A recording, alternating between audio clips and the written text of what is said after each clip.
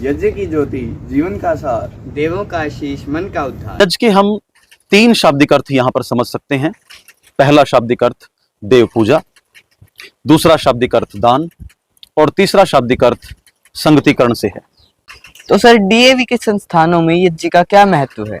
यदि युवा संस्कारी है, पथभ्रष्ट नहीं है, अच्छे मार्ग को अपनाता है, तो राष्ट्र भी निश्चित रूप से विकास को प्राप्त होगा। और ईश्वर ने हमें मुख्य रूप से बनाया इसी काम के लिए है कि हम धरती पर आकर अपने पुण्य कर्मों की बढ़ोतरी करें और पाप कर्मों का नाश करें।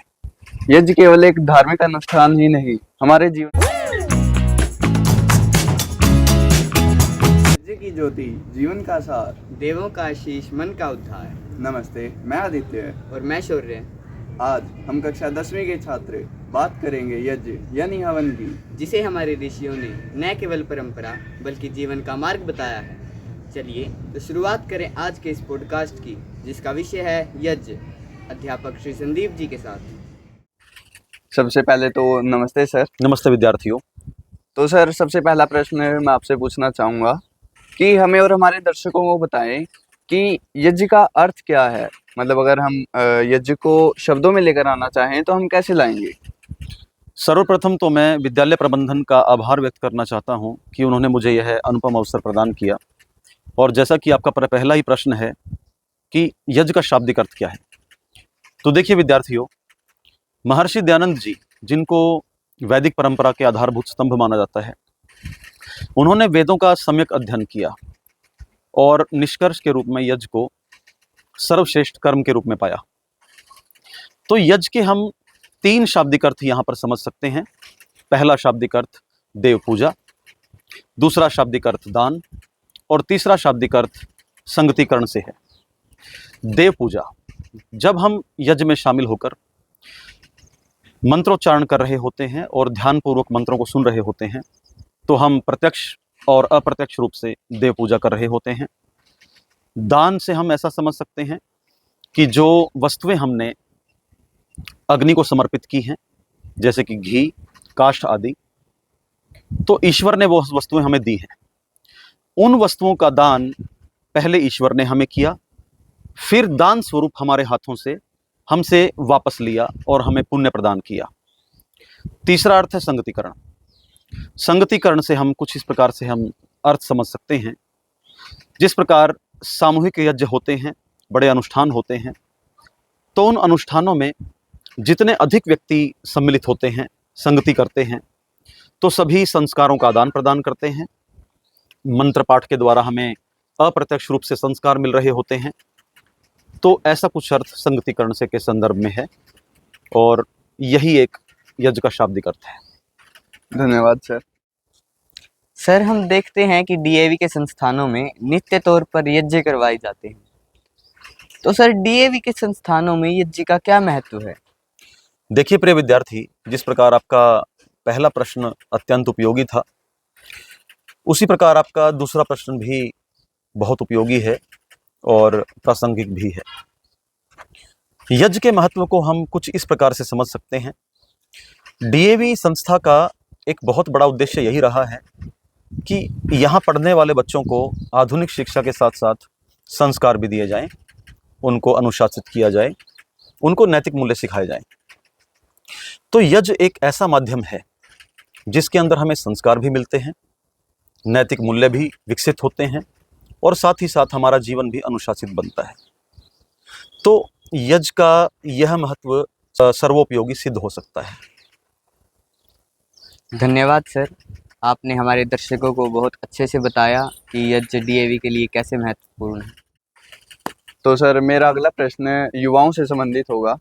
तो सर हमें और हमारे दर्शकों को बताएं कि आज के इस युवा के लिए यज्ञ क्या महत्व रखता है। मतलब वो युवा यज्ञ को ही क्यों अपनाए?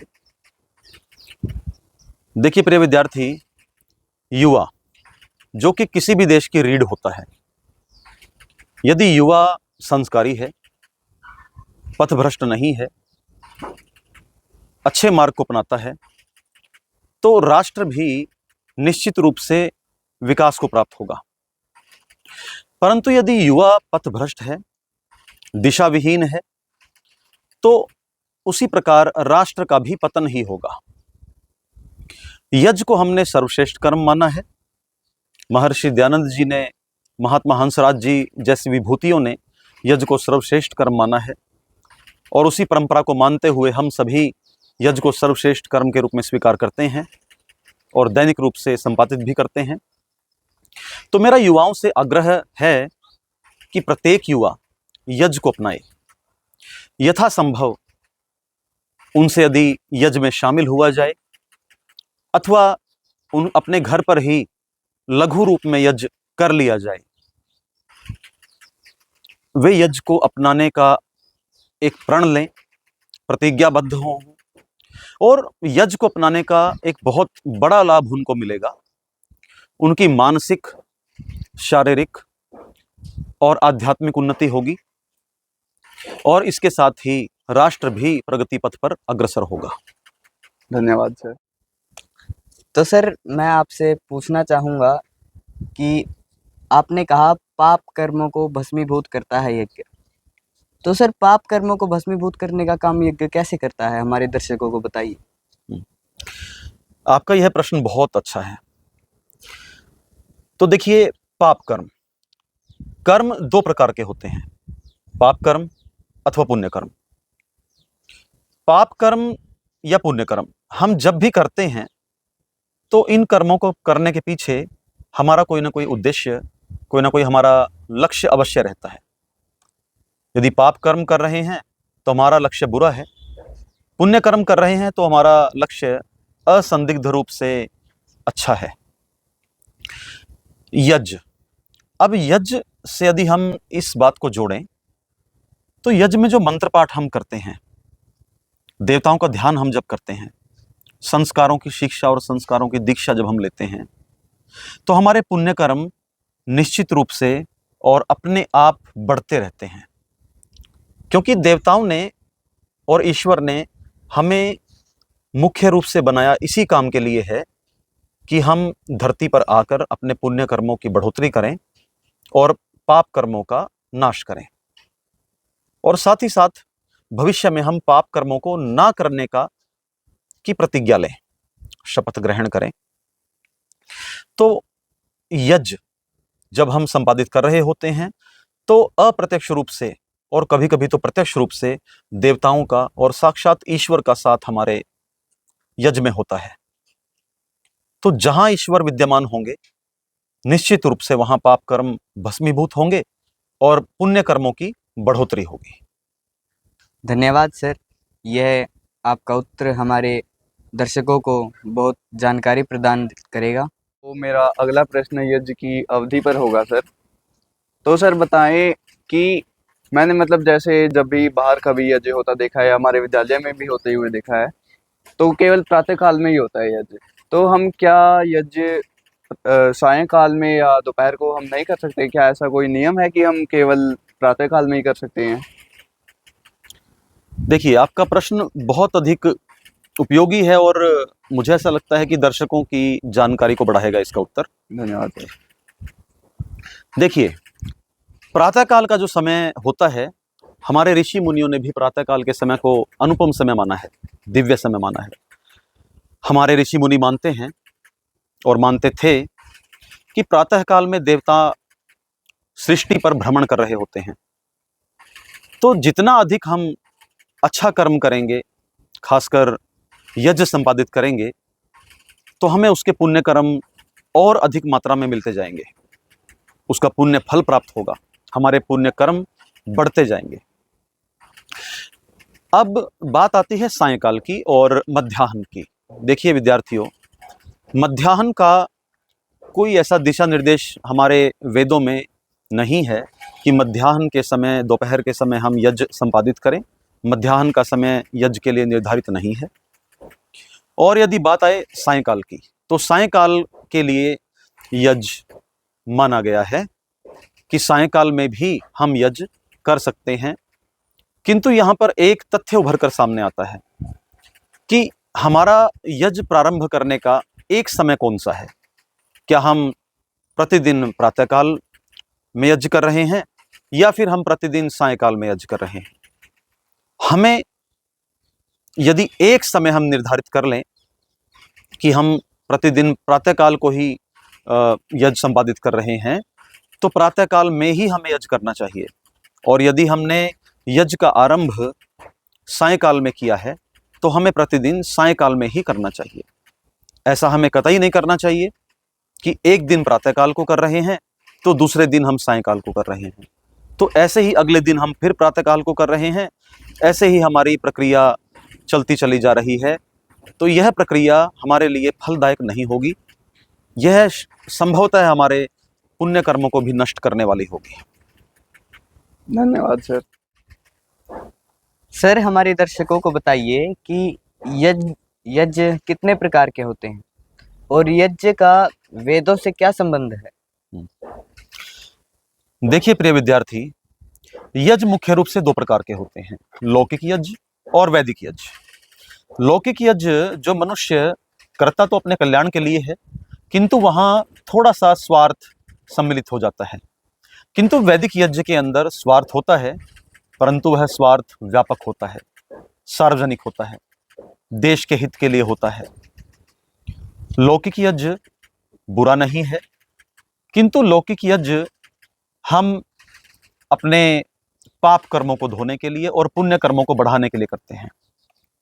और यदि हमारे ऊपर कोई बहुत बुरा वक्त गुजर रहा हो तो हमारा संदर्भ केवल इतना ही रहता है कि लौकिक यज्ञ यदि हम कर रहे हैं तो हमारा बुरा वक्त चला जाए और अच्छा वक्त आए।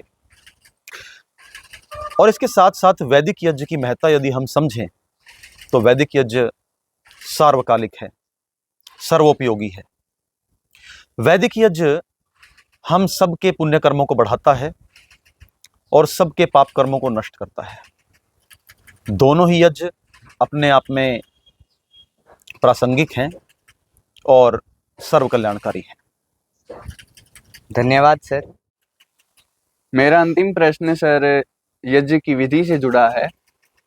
हम विद्यालय में तो सर यज्ञ करते ही हैं, लेकिन अगर हम यज्ञ को घर पर करना चाहें तो उसकी क्या विधि रहेगी? मतलब हमारे युवाओं को क्या संदेश देंगे? आपके अंतिम प्रश्न के उत्तर के रूप में मैं युवाओं को एक बहुत अच्छा संदेश देने का प्रयास करता हूं। देखिए, यज्ञ हम विद्यालय में करते ही हैं।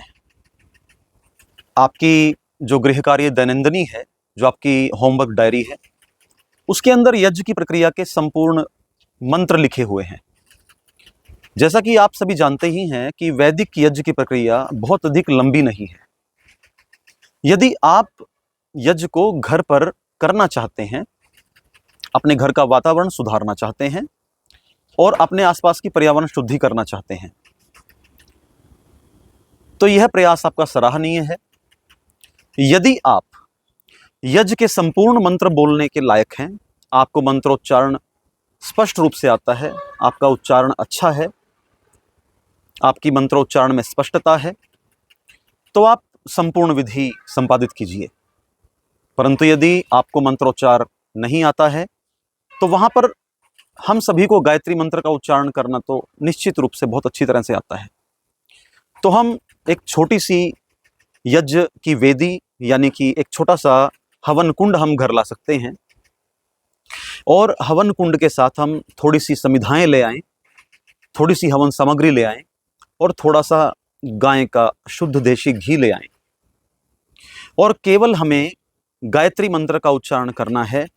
जितने गायत्री मंत्र हम उच्चारित करेंगे उतनी ही आहुतियां हम वहां पर डालते जाएं और परमात्मा का धन्यवाद दें कि हे परमात्मा, हे ईश्वर, आपने हमें यह अत्यंत सुंदर सुअवसर प्रदान किया और परमात्मा का धन्यवाद दें। इतनी प्रक्रिया करने के बाद भी, इतनी प्रक्रिया करने से भी आपको बहुत अच्छा फल प्राप्त होगा। वैदिक यज्ञ में ऐसा कोई प्राविधान नहीं है कि यज्ञ पूर्ण रूप से ही संपादित करना है, सारे मंत्र ही बोलने हैं।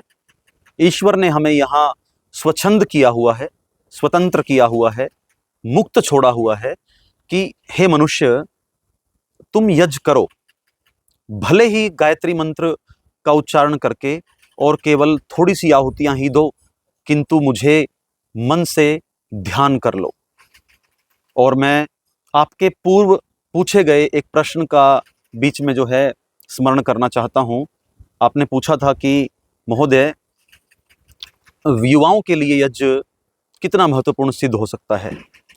तो हमारे जो युवा हैं उनसे मैंने पहले उत्तर में आग्रह किया था कि आप सभी यज्ञ को संपादित करें, अपने व्यवहार में लेकर आएं। तो आप भी युवा हैं, देश के कर्णधार हैं। यदि आप यज्ञ को अपने घर तक लेकर जाना चाहते हैं, अपने माता पिता को भी सिखाना चाहते हैं, अपने पड़ोसियों तक एक सुंदर छाप छोड़ना चाहते हैं, तो आप एक बहुत प्रशंसनीय कार्य कर रहे हैं। यानी हमारे पॉडकास्ट का पूरा निष्कर्ष तो सर यही निकल के आता है कि यज्ञ केवल एक धार्मिक अनुष्ठान ही नहीं, हमारे जीवन का सार है। बिल्कुल बिल्कुल ठीक कहा आपने विद्यार्थी। यज्ञ हमारे जीवन का सार है जी। हमारा पूरा जीवन यज्ञ के ऊपर निर्धारित है। यदि हम यज्ञ को अपने जीवन में सम्मिलित कर लें तो हम दिन प्रतिदिन फैल रहे प्रदूषण को तो नियंत्रित कर ही सकते हैं, और साथ ही साथ लोगों को शारीरिक, मानसिक और आध्यात्मिक सुख और समृद्धि भी प्रदान कर सकते हैं।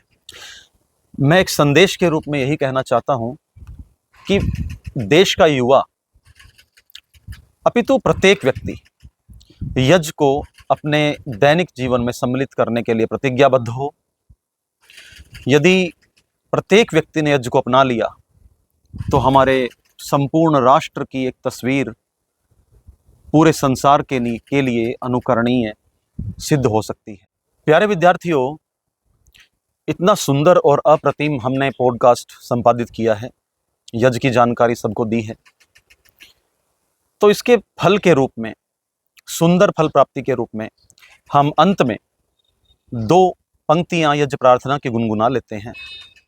पूजनीय प्रभु हमारे भाव उज्जवल कीजिए, छोड़ देवे छल कपट को मानसिक बल दीजिए, प्रभु मानसिक बल दीजिए। प्राचार्य जी का धन्यवाद व्यक्त करना चाहूँगा कि उन्होंने हमें इस पॉडकास्ट में भाग लेने का अवसर प्रदान किया।